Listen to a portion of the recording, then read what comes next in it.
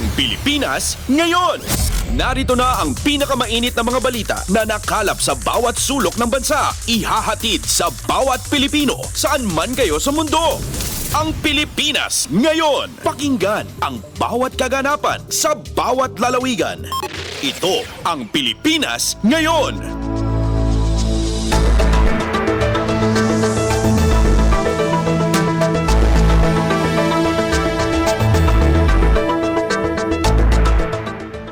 Magandang araw po sa ating mga tagapakinig. Welcome po ulit sa ating programang Ang Pilipinas Ngayon. Sa ngalan ni Ven Blones, ito po si Steph Vicente. Samahan niyo po ako sa kabuuan ng ating palatuntunan.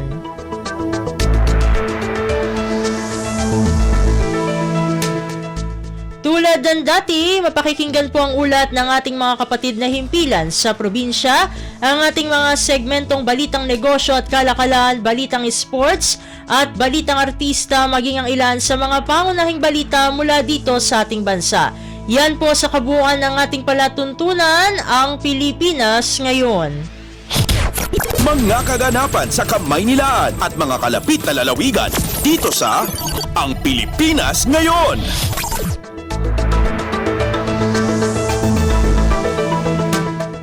Sa mahalagang balita, 2023 Philippine Investment Approval maituturing na all-time high ayon sa pamahalaan. Ang detalye ng balita, ihahatid sa atin ni Raquel Bayan. Pumalo sa 1.16 trillion pesos ang investment proposal sa Pilipinas na naaprubahan ng Board of Investment para sa taong 2023. Ito na ang pinakamataas na halagang naitala ng pamahalaan sa nakalipas na 5 dekada. Mula sa halagang ito, 398.76 billion pesos ay domestic investment approval o 34% na kabuang authorized investment, habang 763.22 billion pesos naman ang foreign investment. Tumaas ito ng 452% mula sa higit 138 billion pesos noong nakaraang taon. Ayon kay PCO Secretary Charlie Velicaria Carapil, positibo ang pamahalaan. Ang development na ito lilikha pa ng mas maraming oportunidad para sa ekonomiya ng Pilipinas sa 2024.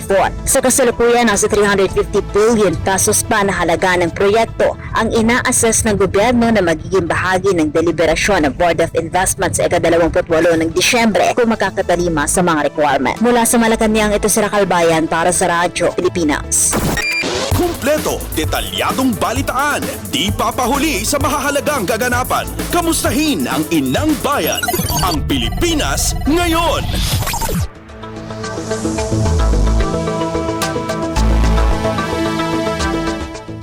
Samantala, pagkakatalaga kay Special Assistant to the President for Investment and Economic Affairs Frederick Go, umani ng suporta mula sa ilang business group.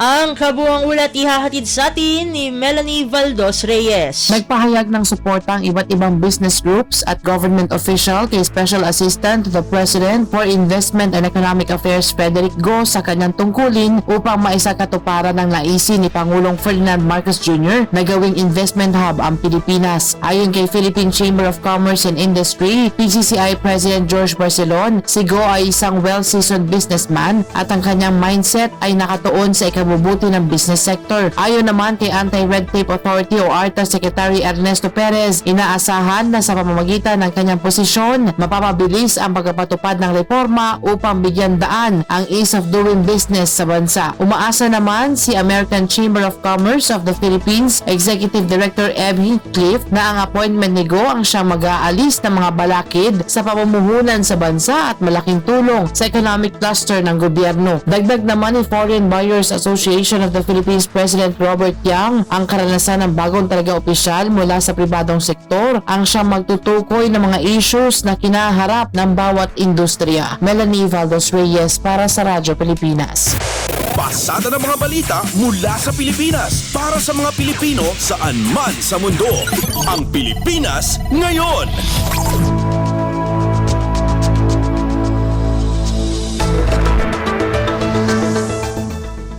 Sa iba pang mga balita, mananatiling sapat ang supply ng bigas sa bansa hanggang sa Marso ng susunod na taon. Pahayag ito ng Department of Agriculture kasabay ng inasahang pagdating ng halos kalahating milyong metriko tonelada ng imported na bigas sa pagpasok ng bagong taon. Paliwanag ni Agriculture Undersecretary Roger Navarro, sa pinagsamang inangkat na bigas at ani ng mga magsasaka, matutugunan nito ang demand ng populasyon hanggang sa susunod na anihan. Ayon kay Navarro, halos 500 metriko toneladang bigas ang inangkat ng pribadong sektor ang darating ngayong linggo at sa pagpasok ng Pebrero. Kumpleto, detalyadong balitaan, di papahuli sa mahahalagang kaganapan. Kamustahin ang inang bayan, ang Pilipinas ngayon. Sa kaugnay na balita, nasa 76,000 metriko tonelada ng bigas mula Taiwan at India ang nakatakdang dumating sa Pilipinas ngayong buwan at sa Pebrero. Ayon kay Department of Agriculture Undersecretary Roger Navarro, una nang dumating sa bansa ang 100,000 tonelada ng inangkat na bigas. Ani Navarro, 20,000 sako ng bigas ang dumating noong bisperas ng Pasko at unang batch ng 40,000 sako ng bigas na bigay ng bansang Taiwan. Samantala, nasa 75,000 metriko tonelada ng bigas mula India ang darating sa huling linggo ng Disyembre at mga unang linggo ng Pebrero ng susunod na taon. Pasada ng mga balita mula sa Pilipinas para sa mga Pilipino saan man sa mundo. Ang Pilipinas ngayon.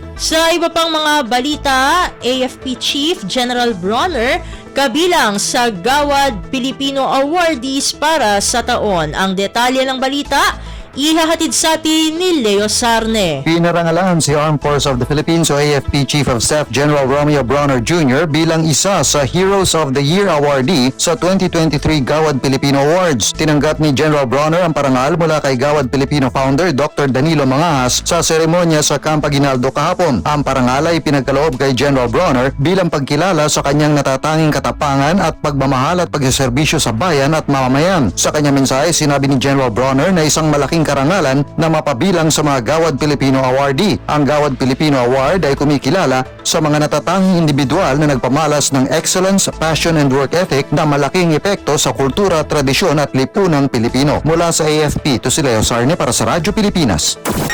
Kumpleto, detalyadong balitaan, di papahuli sa mahahalagang kaganapan. Kamustahin ang inang bayan, ang Pilipinas ngayon.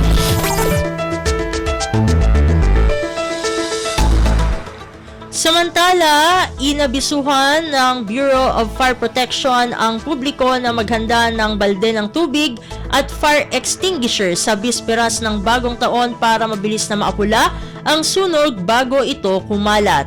Ayon kay BFP spokesperson Fire Superintendent Annalie Atienza, tuloy-tuloy ang kanilang paalala na huwag magpaputok lalo na sa mga kabahayan. Gayunpaman, kung sakaling mangyari ang insidente, agad o handa ang kabahayan para agad na maapula ang apoy. Dagdag ni Atienza, bumuo ang mga engineer ng BFP ng fire extinguisher balls para pumatay sa malalaking apoy. Samantala, sa halip na magpaputok, hinihikayat ng BFP ang publiko na gumamit ng alternatibong kagamitan na pampaingay tulad ng mga torotot, kaldero, kawali at videoke upang maiwasan ang sunog. Pasada ng mga balita mula sa Pilipinas para sa mga Pilipino saan man sa mundo. Ang Pilipinas ngayon.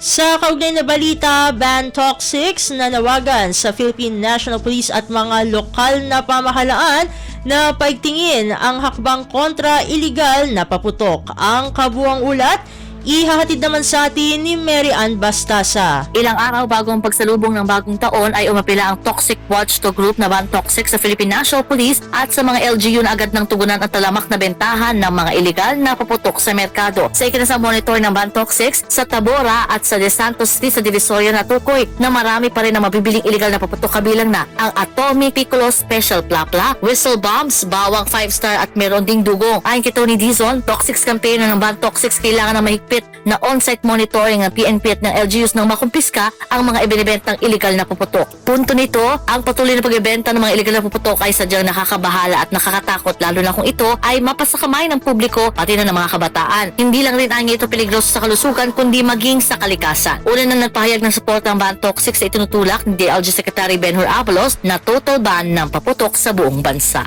Ito si Mary Ann Bastasa para sa Radyo Pilipinas. Kumpleto, detalyadong balitaan, di papahuli sa mahahalagang kaganapan. Kamustahin ang inang bayan, ang Pilipinas ngayon.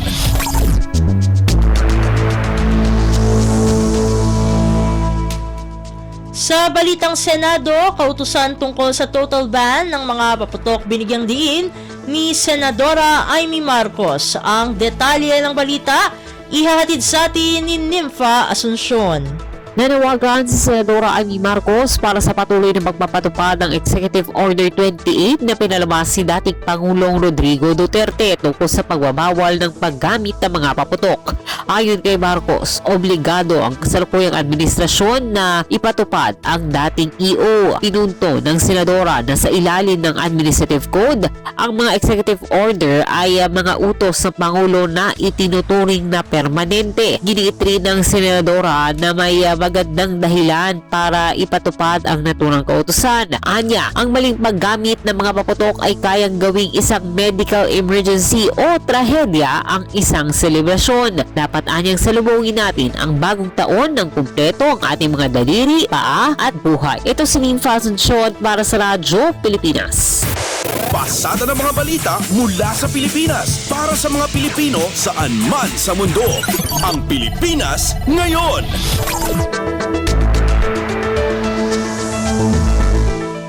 Sa balitang Kamara naman tayo, ang Nakalusugan Party List Solon nanawagan sa Department of Health at mga lokal na pamahalaan na paigtingin ang kampanya para sa ligtas na pagsalubong sa bagong taon. Ang kabuuang ulat, ihatid naman sa atin ni Kathleen Forbes. Hiningi ang Nakalusugan Party List Representative Ray Reyes sa DOH at mga local government unit na pag-ibayuhin ang kanilang pagbabantay upang walang maitalang casualty sa pagdiriwang ng bagong taon. Suportado ng mambabatas ang paghihigpit sa implementasyon ng RA 7183 at Executive Order No. 28 patungkol sa regulasyon ng pagbebenta ng mga paputok at pyrotechnic devices. Anya, napakahalaga na i-monitor at sugpuin ang paggawa at pagbebenta ng mga iligal at ipinagbabawal na paputok. Kaya umaasa ang kongresista na sa pangunguna ng kapulisan at ng mga LGU ay masisiguro ang kaligtasan ng lahat, lalo na ng mga kabataan. Hinimok din ito ang publiko na gumamit ng alternatibong pampaingay sa pagsalubong sa 2024. Hanggang nitong December 27, nakapagtala na ang DOH ng 75 fireworks-related injuries. Ito si Kathleen Forbes para sa Radyo Pilipinas. Kumpleto, detalyadong balitaan, di papahuli sa mahahalagang kaganapan. Kamustahin ang inang bayan, ang Pilipinas ngayon.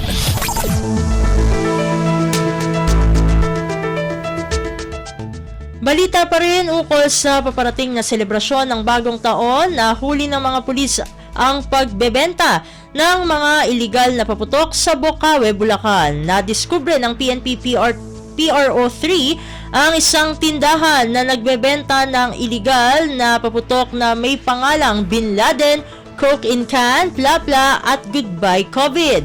Ayon kay PNP PRO3 Chief Police Brigadier General Jose Hidalgo, iniiba-iba pa nila ang pangalan para makaiwas sa batas, ngunit bawal pa rin ang mga ito dahil sa dami ng pulbura na kanilang gamit. Samantala, una nang pinaalalahanan ng Department of Health ang publiko na posibleng magdulot ng kapahamakan ang mga paputok, lalo na't naitala na ang 75 bilang ng mga sugatan at 6 na naputulan dahil sa paputok. Pasada ng mga balita mula sa Pilipinas para sa mga Pilipino saan man sa mundo. Ang Pilipinas ngayon.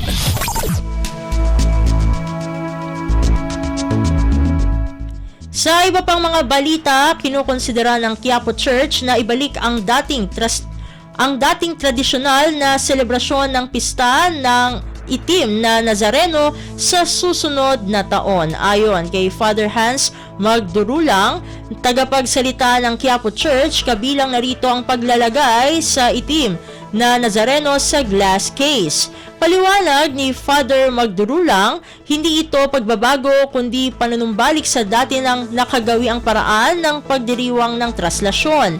Kaya naman, naghahanda na aniya ang komite para protektahan ang imahe ng itim na Nazareno mula sa posibleng pagkasira nila, ngunit maglalabas sila ng maliit na bahagi nito para sa mga nais makahawak dito. Samantala, sinabi ni Father Magdurulang na may ilalabas silang bagong andas. Kumpleto, detalyadong balitaan, di papahuli sa mahahalagang kaganapan. Kamustahin ang inang bayan, ang Pilipinas ngayon.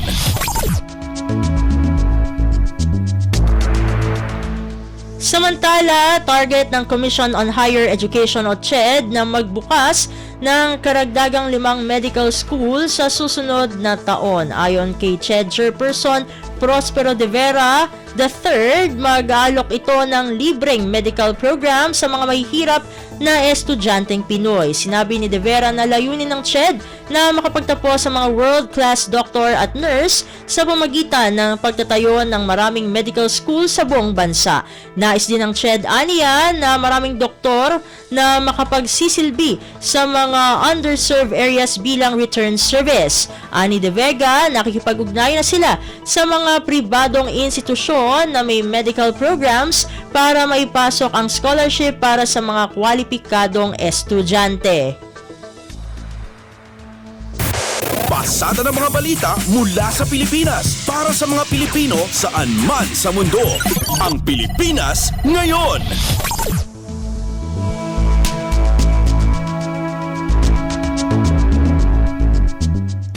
At iyan ang mga mainit na kaganapan para sa araw na ito. Samantala, ating antabayanan ang mga ulat mula sa ating mga kapatid na himpilan sa probinsya para sa Regional News.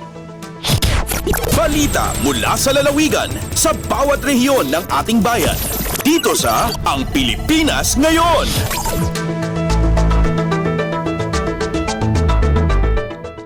Narito na ang bugso ng ating mga regional news. Dumako muna tayo sa Luzon. City Social Welfare and Development Office sa lungsod ng Lawag, tuloy-tuloy ang tulong suporta upang gumaling ang mga stroke victims. Ang kabuang ulat ihahatid sa atin ni Jude Pitpitan mula sa Lawag. Agkasapulan itati City Social Welfare and Development Office dito Syudad Tilawag tidwa a physical therapist tamnod ado tima benepisyaran itagdamang programa da iti pan nakapalaing dagiti stroke survivors dito Syudad Tilawag. Segun kini CSWD o Mrs. Perlita Cabello nga itagdama at dati talo physical therapist da ngam dagiti kat agserserbi kadagiti stimulation and therapeutic activities kadagiti ubing agtawan iti 0 to 14 years old no pay addam ti talo stroke survivors nga agdaman at tulungan iti opisina da kalikagom da manayunan daytoy kang runaan nan tadaytoy a programa ket agsursursur dagiti physical therapy sa kadagiti pagtangan ti benepisyaryo naamuan amaykan dagiti iti umiso a mobility devices mayanorat iti kasapulan dagiti masaknan ken mayanatop iti lugar a paggargarawan da malaksid iti daytoy ongoing ti mobile physical therapy assessment aditoy ti pakakitan ti kasasaad iti bagi dagiti stroke victims kenno ana dagiti tulong ang mabalin nga obra ti CSWD o para kadakwada. Manipod dito Syudad Tilawag, Jude Pitpitan para iti Radyo Pilipinas World Service.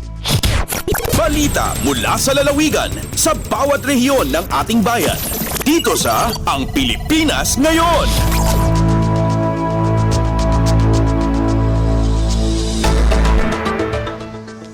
Inyong napakinggan ang ulat ni Jude Pitpitan mula sa Lawag, Ilocos Norte. Dumako naman tayo sa Agoo, La Union.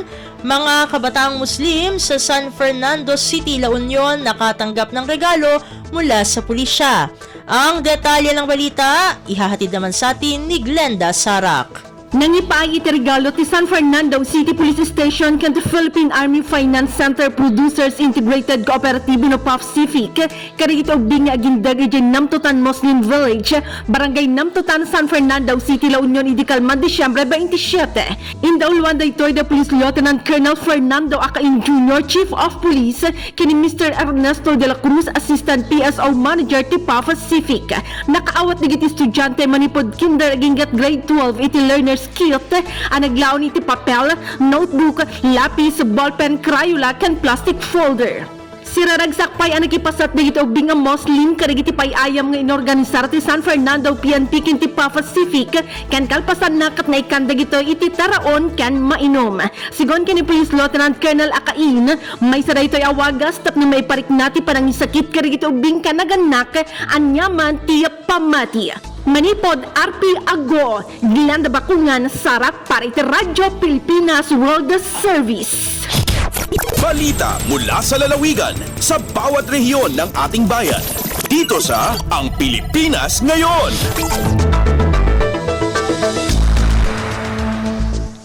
Inyong napakinggan ang ulat ni Glenda Sarak mula sa Agoo. Dumako naman tayo sa Kabisayaan. Mga persons deprived of liberty o PDL sa Eastern Samar nakatanggap ng regalo mula sa Santa Cops ng Philippine National Police o PNP. Ang detalye ng balita, ihahatid sa atin ni Daisy Belizar mula sa Borongan. Iging kalipayan persons deprived of liberty han Eastern Samar Provincial Jail, Borongan City, ang pagkarulingan paghatagin regalo ngan pagdumarin health check han Santa Caps han Eastern Samar Police di dahan Pasko. Ang mga pulis nga nag-ala Santa Claus in Marisyo nga nagkantahin Christmas songs ngan pagkatapos nan hatagin mga regalo nga hinlalakipanin hygiene kits ngan food packs. Sigon kan alias Tutoy usahan mga PDL, nagpapasalamat hiyan Santa Caps kay pinaagan ira regalo nakatayo ba sira hindi lata nga sira ngan maupay nga klase hin bugas yan na nga Pasko. Dakuliwat nga bagay pulong niya ang hygiene kits kay diri na nira problema ang gamit pagparigo. Sigun naman kan Lieutenant Colonel Romel Sisista, Chief and Police Community Affairs and Development Unit ang ESPPO, ngabot nga ang pagbantay pagsigurohin mahimya nga selebrasyon ng holiday season karuyag nira nga makapaang bithin gugma, kalipay, paglaom, ngan hiagiha magkuri nga sektor ngan pamilya yan na nga Pasko. Hinbaruan nga labutlahan mga PDL kinarawat-liwatin food packs di kang han Santa Caps in 40 nga kables nga pamilya ha syudad. Tika nga Borongan City, ini Daisy Lalosa Bilizar para Radio Pilipinas World Service. Balita mula sa lalawigan sa bawat rehiyon ng ating bayan. Dito sa Ang Pilipinas Ngayon.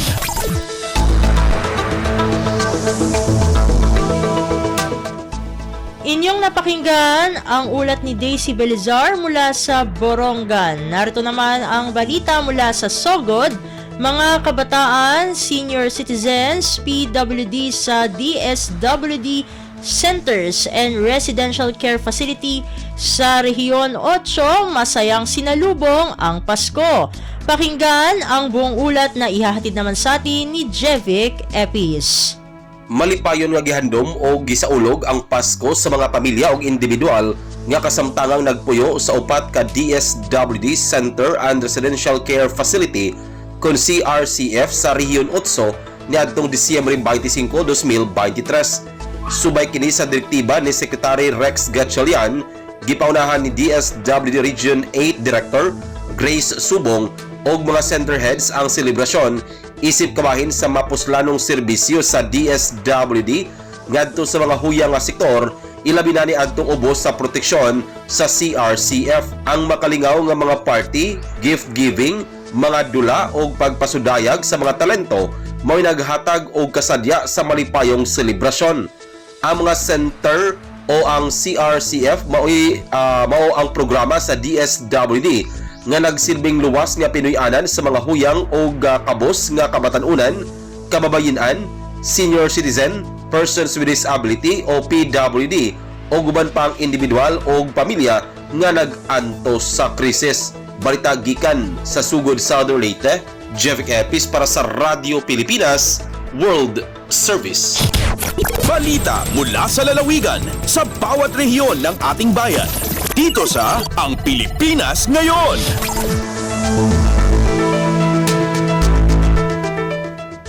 Inyong napakinggan ang ulat ni Jevic Epis mula sa Sogod. Pumunta naman tayo sa rehiyon ng Mindanao, Cagayan de Oro City, Sangguniang Kabataan o SK officials nakatanggap ng livelihood assistance. Ang detalye ng balita ihahatid naman sa atin ni Ryan Carbon mula sa Cagayan de Oro. Mapasalamaton ang Sangguniang Kabataan officials sa Hinterland Barangay sa Cagayan de Oro City human makadawat og dugang livelihood assistance nga nagbalor og 20,000 ka pesos gikan sa City Gender and Development Focal Point System niadto miaging semana diha sa City Mayor's Office sa City Hall.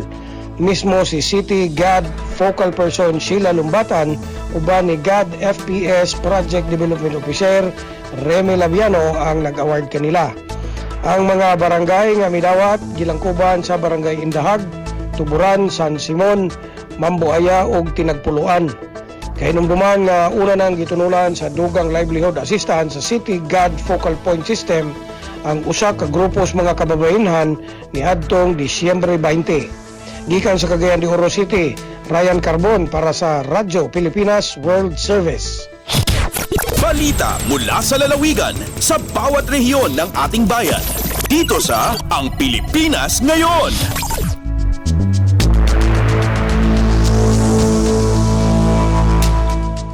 Inyong napakinggan ang ulat ni Ryan Carbon mula sa Cagayan de Oro. Pumunta naman tayo sa Zamboanga Tabang Project ng Autonomous Region in Muslim Mindanao. Umaarangkada na sa Zamboanga, Sibugay. Ang kabuang ulat, ihatid naman sa atin ni Lesty Cubol. Diarangkada na sa lalawigan sa Zamboanga, Sibugay ang tulong alay sa bangsamurong nangangailangan o Tabang Project ni BARM Chief Minister Ahod Ibrahim.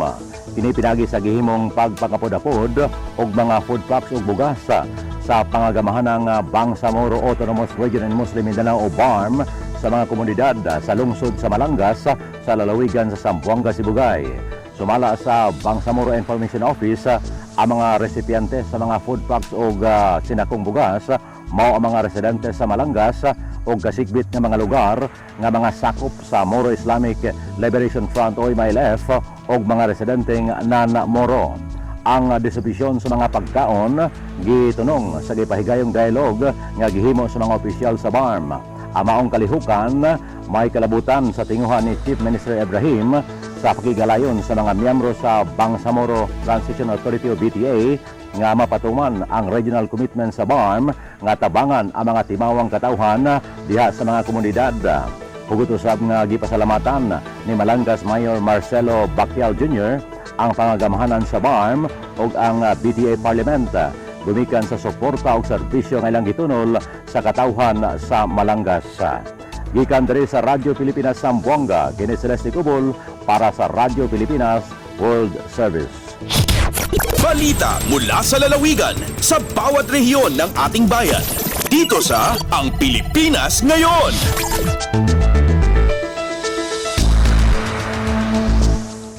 Inyong napakinggan ang ulat ni Lesty Cubol mula sa Zamboanga. Samantala, dakuin naman natin ang Iligan, Department of Agriculture o DA, 4 na lokal na pamahalaan naglagda o lumagda sa isang Memorandum of Agreement o MOA para sa 18 million peso agri-marketing project sa Northern Mindanao. Ang detalye ng balita, ihatid sa atin ni Sharif Timhar Habib Majid.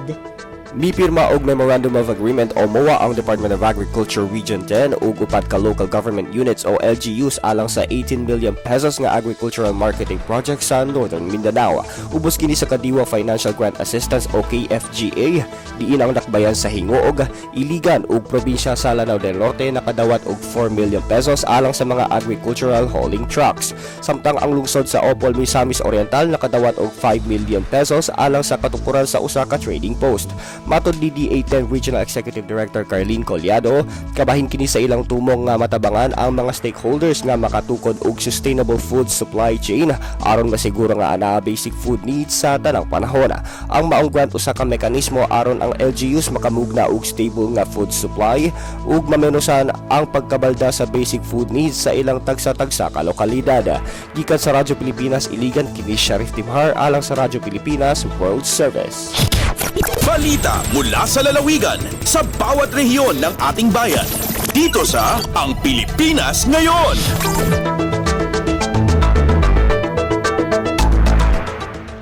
At inyong napakinggan ang ulat ni Sharif Timhar Habib Majid mula sa Iligan. Dito na natatapos ang ating regional news. Narito naman ang ating segmentong Balitang Negosyo at Kalakalan na ihahatid sa atin ng ating kasamang si Bea Gaza. Lagay ng ekonomiya, kalakalan, negosyo at iba pa. Atin ang alamin dito sa Ang Pilipinas Ngayon. Magandang araw, narito ang Balitang Negosyo at Kalakalan. Umabot na sa mahigit 1.47 trilyong piso ang utang na nabayaran ng pamahalaan ngayong taon batay sa datos ng Bureau of the Treasury o BTR noong katapusan ng buwan ng Oktubre. Ayon sa pinakahuling datos ng BTR, kabuoang 1.478 trilyong piso ang nabayaran na ng Administrasyong Marcos. Mula Enero hanggang Oktubre ngayong taon, mas mataas sa debt payment ng nakaraang taon na nasa 59%. Sakop ng halaga ng nabayarang utang ang 75% ng 1.55 trilyong piso na debt payment para sa taong kasalukuyan. Lumalabas din sa datos ng BTR na sa 1.47 trilyong piso, mahigit kalahati o 758.9 bilyong piso ay nagamit upang bayaran ang principal payments. Nagbayad ang pamahalaan ng 853.74 na bilyong piso ang principal payments sa mga domestic lender, habang 105.2 bilyong piso ang nagamit sa foreign creditors. Nasa 519.10 bilyong piso ang interest payments na kalakhan ng ibinayad sa domestic lenders. Noong katapusan ng Oktubre ngayong taon, ipinapakita sa datos ng BTR na umabot sa 14.48 trilyong piso ang kabuuang utang ng bansa. Lagay ng ekonomiya, kalakalan, negosyo at iba pa. Atin ang alamin dito sa Ang Pilipinas Ngayon. Sumipa na sa 1.16 na trilyong piso ang investment approval sa Board of Investments o BOI batay sa pinakahuling datos nitong 18 ng Desyembre at nahigitan na nito ang pre-pandemic level. Iniulat ng BOI na mas mataas ang kasalukuyang approved investments kumpara sa 1.14 na trilyong pisong pledges noong 2019. Isa itong record high investment approval para sa BOI sa huling 56 na taon. Tumaas din ang investment approval sa 50% kumpara noong 2022 na 729.1 bilyong piso. Mula ang 1.6 na trilyong pisong investment pledges sa 303 mga proyekto na inaasahang makalilikha ng 47,175 mga trabaho sa oras na maging operational ang mga ito. Karamihan sa approved investments ay nasa power sector, lalo na sa renewable energy projects at nagkakahalaga ng 786.14 na bilyong piso, tumaas ng 14% mula sa 400.3 bilyong piso noong nakaraang taon. Ang pag-akyat ng investment approval sa power sector ngayong taon ay dahil sa 7 offshore wind projects sa Cavite, Laguna, Dagupan, San Miguel Bay, Negros at Northern Samar na may kabuuang investment na 750.84 na bilyong piso. Kabilang naman sa mga top foreign investors sa BOI ngayong taon ang Germany, Netherlands, Singapore at United States. Lagay ng ekonomiya, kalakalan, negosyo at iba pa. Atin ang alamin dito sa Ang Pilipinas Ngayon. Nakatakdang pasimulan ngayong Enero ng 3 sa pinaka-impluensyal na business organization sa bansa ang malawakang Employment Generation Campaign na target makapagbigay ng mahigit 1 milyong trabaho sa loob ng 1 taon. Ayon kay Sergio Ortiz Luis Jr., presidente ng Employers Confederation of the Philippines o ECOP, pinagtutulungan ng Philippine Chamber of Commerce and Industry o PCCI at Philippine Exporters Confederation Incorporated o PhilExport ang Project Jobs. Matagal na ani Ortiz Luis na nasa drawing board ang inisyatiba simula pa noong taong 2021, ngunit hindi ito naisakatuparan dahil sa restriksyon noong pandemya at dahil na rin sa pagpapalit ng liderato. Pahayag ni Ortiz Luis, malapit nang itatag ang ECOP-led Secretariat na Project Jobs at susundan ito ng digital platform na magbibigay impormasyon sa mga naghahanap ng trabaho kung paano sila makakasali sa programa. Paliwanag nito, lilikha ang programa ng job matching mechanism sa oras na maitatag ang Secretariat.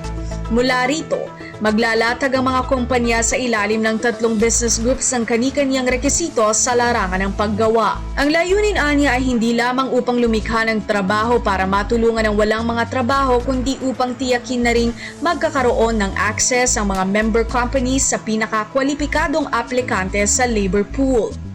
Dagdag pa ni Ortiz Luis na iiba ang programang ito sa naunang mga Employment Generation Campaign dahil tututukan ito ang informal sector.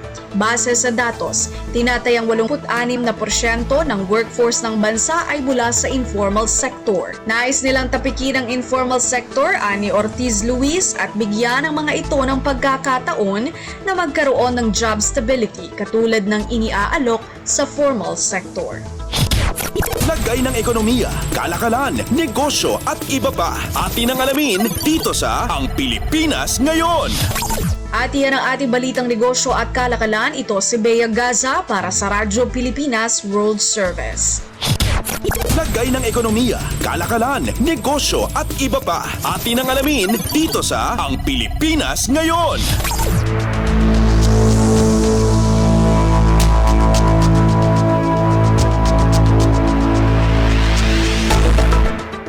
Maraming salamat, Bea, para sa ating segmentong Balitang Negosyo at Kalakalan. Narito naman ang ating segmentong Balitang Sports na ihahatid naman sa atin ng ating kasamang si Leo Magpayo.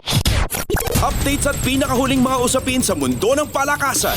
Atin ang pakinggan dito sa Ang Pilipinas Ngayon. Magandang araw.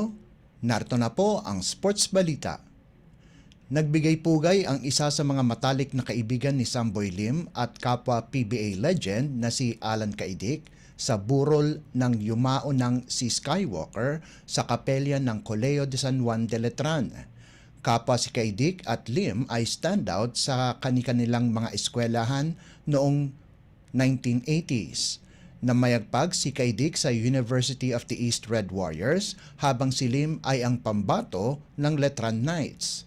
Sa PBA, sila ay magkakampi sa San Miguel Beer at nagwagi ng ilang kampyonato. Para kay Triggerman, si Lim ay hindi lamang teammate o kaibigan, kundi kapatid. Namatay si Lim noong Disyembre 23 sa edad na 61.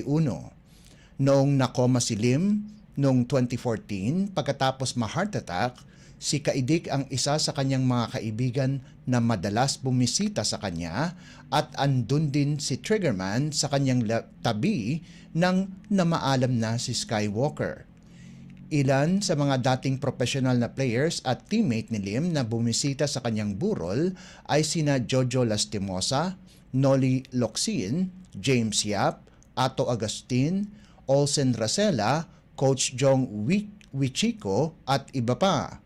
Sa Disyembre 29 ay dadalhin ang abo ni Lim sa Divine World Columbarium Quezon City para sa kanyang interment. Updates at pinakahuling mga usapin sa mundo ng palakasan. Atin ang pakinggan dito sa Ang Pilipinas Ngayon. Matagumpay ang pagbabalik-bayan ni Juan Gomez de Leaño kung saan tinalo ng Seoul SK Knights ang Meralco Bolts 81-80 sa East Asia Super League o EASL na ginanap sa PhilSports Arena. Nanguna para sa locals ng night si An Yung-jun na may 19 na puntos, habang ang import na si Jamil Warney na naging best player of the game ay nagtapos ng may 31 puntos, 7 rebounds at 4 na assist. Nagtapos naman si Gomez de Liaño ng may 4 na puntos at 1 assist sa 4 na minuto at 25 segundong aksyon at hindi na nakapasok sa second half ng laro. Nagtangkang bumawi ang Miracle Bolts sa fourth quarter at napalapit nga sa 1 puntos ang laban 81-80 kung saan wala ng 1 minuto ang natitira sa laban. Nanguna naman sa si Zach Lofton para sa Miracle sa nagawa nitong 32 puntos habang nagambag si Chris Newsom ng 13 puntos. Susubukang makabawi ng Meralco Bolts sa Miyerkules, 3 ng Enero ng bagong taon laban sa New Taipei Kings na pinangungunahan ng mga dating NBA players na si Tony Mitchell at Jeremy Lin na gaganapin sa PhilSports Arena. Updates at pinakahuling mga usapin sa mundo ng palakasan. Atin ang pakinggan dito sa Ang Pilipinas Ngayon. Tinitignan ni Filipina teen tennis sensation Alex Ayala na isang bagong panimula ang bagong taon kung saan nakapasok siya sa qualifiers ng 2024 Australian Open. Kakatawanin ng 18 anyos na si Ayala ang Pilipinas sa kompetisyon na pangungunahan ni 2021 US Open title holder Emma Raducanu, pati na rin sina Sei Su Wei at Francesca Jones. Magaganap ang qualifying event sa Enero 8 habang ang main draw ay magsisimula sa Enero 14 at magtatapos sa 28. Hindi ito ang unang salang ng Women's Tennis Association o WTA number 190 sa Australia Open. Una siyang nakalaro sa Grand Slam noong isang junior pa lamang siya noong 2020 kung saan niya napamunuan ang girls doubles event kasama ang kanyang partner na si Priska Madeline Nugroho ng Indonesia. Sa singles competition naman ay umabot lamang si Ayala ng third round. Ito lamang 2023, lumaban siya sa qualifier sa women's single event, subalit natalo kay Misaki Doi ng Japan. Umaasa si Ayala na mayroon siyang momentum mula sa 2023 kung saan nakakuha siya ng 2 bronze medals sa Asian Games. Updates at pinakahuling mga usapin sa mundo ng palakasan. Atin ang pakinggan dito sa Ang Pilipinas Ngayon. At yan ang pinakahuling balita sa larangan ng palakasan. Para sa Radyo Pilipinas World Service, ito po si Leo Magpayo. Magandang araw. Updates at pinakahuling mga usapin sa mundo ng palakasan. Atin ang pakinggan dito sa Ang Pilipinas Ngayon.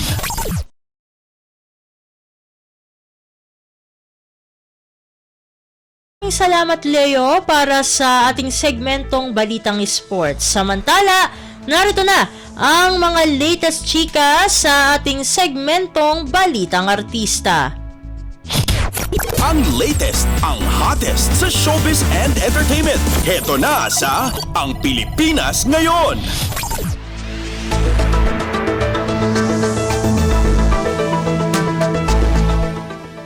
Narito na ang ratsyada ng mga chika para sa araw na ito. Kanya-kanyang hakot ng mga award ang official entries ng Metro Manila Film Festival o MMFF 2023. Yan ay 2 araw mula ng ibandera sa mga lokal na sinuhan o sinihan nationwide ang 10 pelikulang kalahok sa naturang Film Fest. At nitong Miyerkules nga nang ginanap ang Gabi ng Parangal sa New Frontier Theater sa Cubao, Quezon City.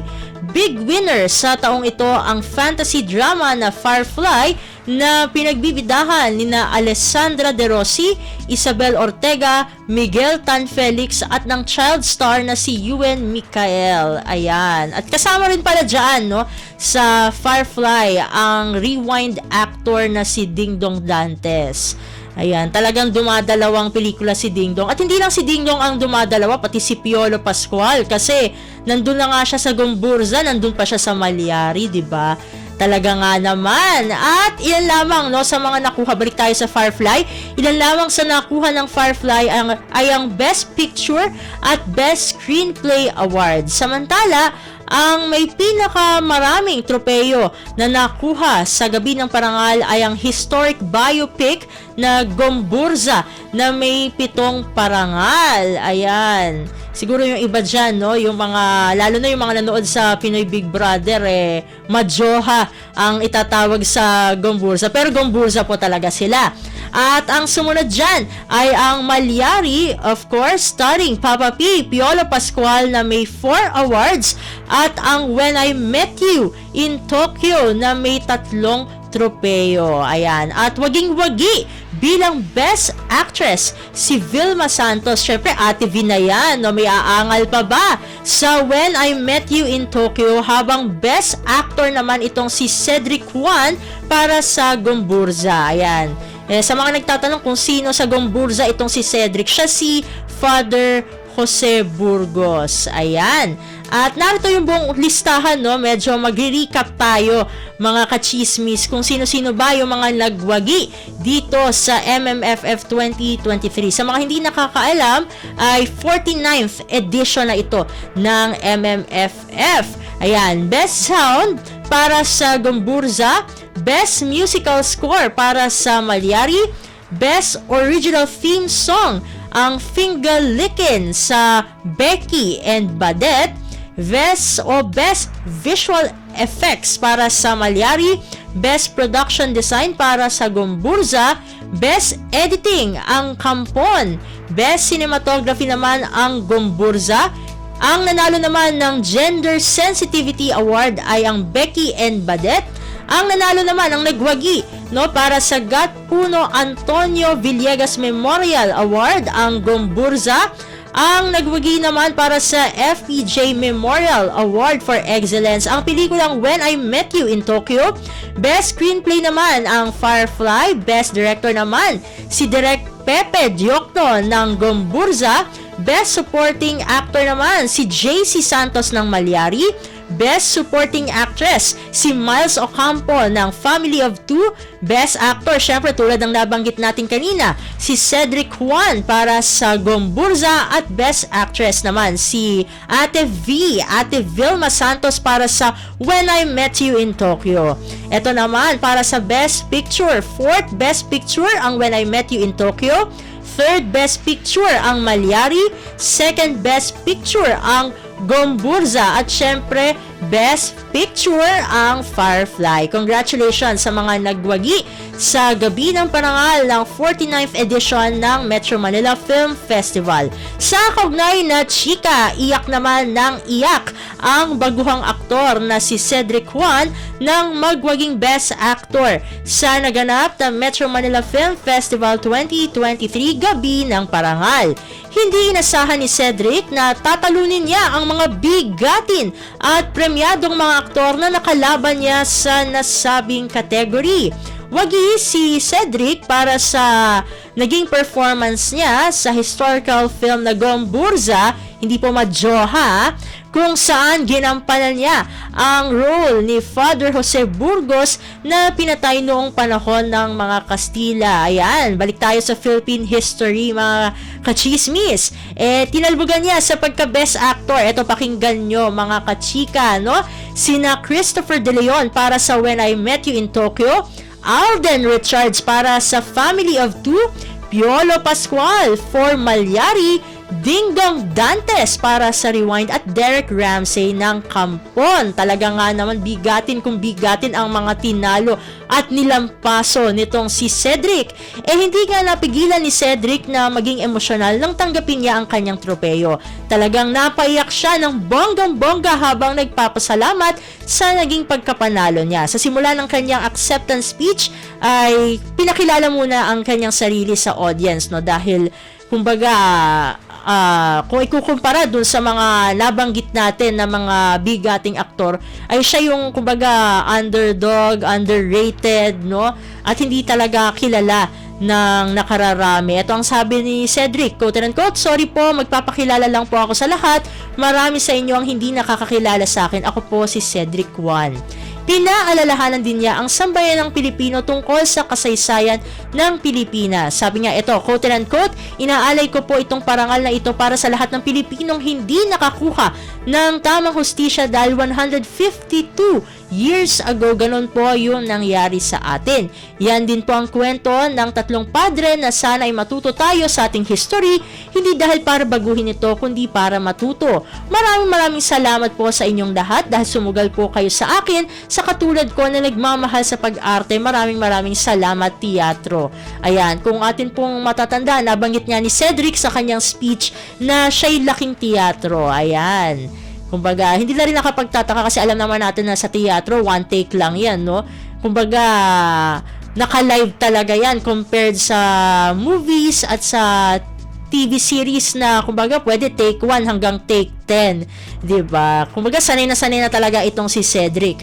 At bukod kay Cedric, waging-wagi bilang Best Director si Pepe Diokno para sa Gomburza. Ang naturang entry din ang nakapag-uwi ng Best Cinematography at Best Sound, maging ang Best Production Design at Second Best Picture. Congratulations, no? Sa bumubuo ng Gomburza. Usapang MMFF pa rin, quote and quote, "Hindi ko po ine-expect ito." Yan ang pag-amin ng star for all seasons na si Vilma Santos ng nagwaging Best Actress sa Metro Manila Film Festival 2023, gabi ng parangal sa New Frontier Theater sa Quezon City nitong Miyerkules. Ito ay para sa pelikulang When I Met You in Tokyo, kung saan nakatambal niya si Christopher De Leon.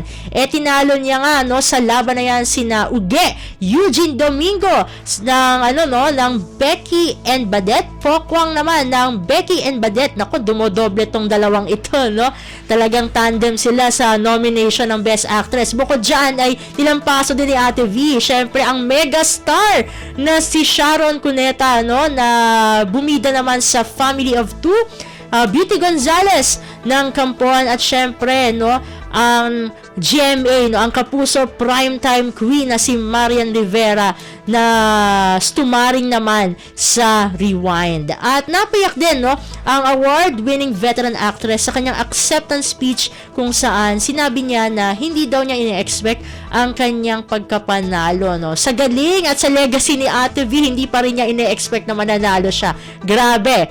Quote and quote, "Hindi ko po ine-expect ito. Ang advokasya lang namin po talaga when we did When I Met You in Tokyo is not even the best actress or the best actor. We just wanted to do a simple love story at sa edad po namin. Pero ang talagang advokasya po namin ay maging successful ang Metro Manila Film Festival." Yan ang lumuluhang pahayag ni Ate V. Patuloy pa niya, quote and quote, "At the same time, mabalik po sana yung mga tao sa sine. Yun po ang aming inaasam-asam. Yun po ang dream namin. Ang inaasam-asam ko rin po sana kumita yung movie namin para naman po sa mga bagong producers na tumaya po sa aming dalawa ni Christopher De Leon, nang sa ganon, mas mag-produce pa kayo ng marami po ang mabigyan ng trabaho." Sabi pa ni Ate V, quote and quote, "With these 10 movies that are showing right now with Metro Manila Film Festival, bumabalik po ang mga tao sa sine. Sana po magtuloy-tuloy. Dahil ito ang kailangan ng ating industriya, ang ma-appreciate po nila, ang makasama po nila ang kanilang pamilya, family bonding, and I think it is happening now. Sana po magtuloy-tuloy." Inialay din ng movie icon ang natanggap na Best Actress Award sa mga nakalaban niya, partikular na kina Sharon, Marian, Uge at Pokwang na mga kaibigan din niya sa tunay na buhay. At dito na nagtatapos ang ating segmentong Balitang Artista para sa araw na ito. At yan ang Pilipinas ang latest, ang hottest sa showbiz and entertainment. Heto na sa Ang Pilipinas Ngayon.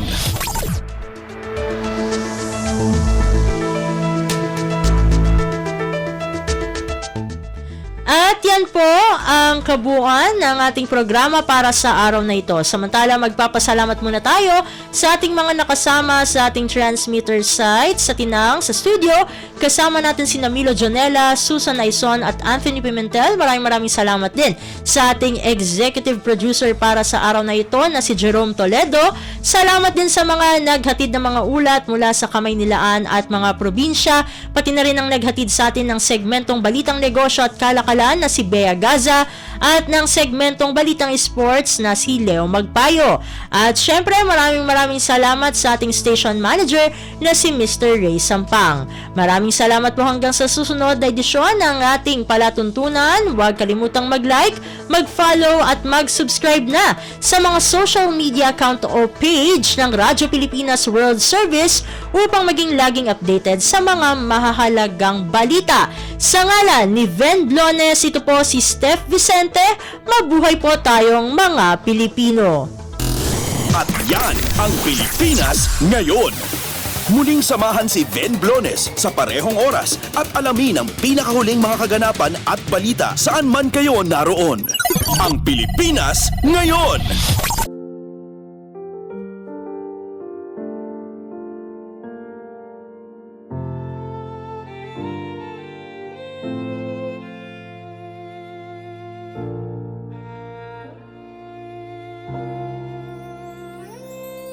Ang tanging may pamamaan ako'y edukasyong Pilipino. Tinuturong galing at talino para maabot ang pangarap mo. Ang tanging handog ko sa'yo'y edukasyong Pilipino. Diskarteng mula sa puso, mamamangha ang mundo. Matatag na mga guro, matatag sa mga pagsubok, matatag na mga mag-aaral, matatag na talino'y umiiral. Hinaharap ang hirap, walang takot sumugod, humahanap ng solusyon, ipaglaban ang edukasyon.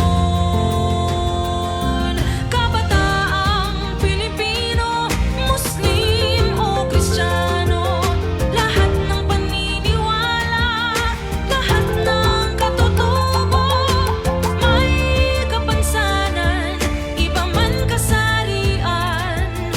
Ang ating pag-aaral ay ating karapatan. Ang ating pag-aaral, pang-ahon sa kahirapan. Matatag na mga guro, matatag sa mga pagsubok, matatag na mga mag-aaral, matatag na talino'y umiiral. Hinaharap ang hirap, walang takot sumugod, humahanap ng solusyon, ipaglaban ang edukasyon. Ang tanging alay ko sa'yo'y edukasyong Pilipino. Matapat ng pamamagitan,